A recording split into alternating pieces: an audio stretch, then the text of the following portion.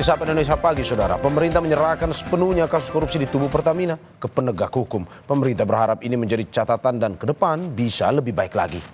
Hal tersebut diungkapkan oleh Hasan Nasbi, Kepala Komunikasi Kepresidenan Republik Indonesia di sela-sela kunjungannya di Magelang, Jawa Tengah. Pemerintah mendukung langkah penegakan hukum.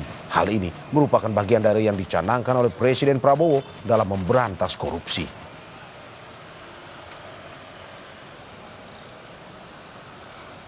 Kita mendukung langkah-langkah penegakan hukum yang dilakukan oleh Kejaksaan karena ini juga merupakan bagian dari yang dicanangkan oleh Presiden Prabowo, yaitu memerangi korupsi.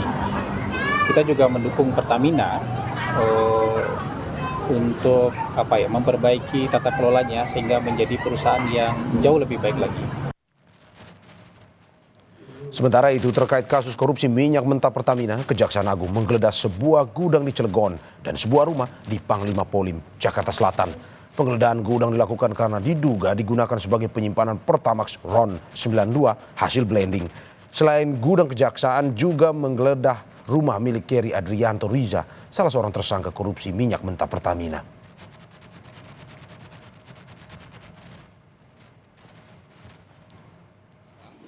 Ya, per hari ini bahwa sejak tadi pagi penyidik sudah melakukan upaya penggeledahan juga di Cilegon, di kota Cilegon ya, di satu tempat yaitu PT OTM ya, yang diduga sebagai storage atau tempat depo ya, yang menampung minyak yang diimpor. Ketiga, per hari ini juga penyidik melakukan penggeledahan dan ini sedang berlangsung di Jalan Panglima Polim 2.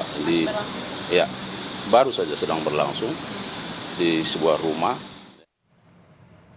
Sementara itu, Menteri Energi dan Sumber Daya Mineral Bahlil Lahadalia menghormati proses hukum dalam kasus Pertamina. Bahlil mengatakan menurunkan tim untuk memastikan kualitas Pertamax yang dijual Pertamina. Meskipun selama ini menurutnya kualitas Pertamax yang dijual Pertamina telah sesuai dengan kualifikasinya.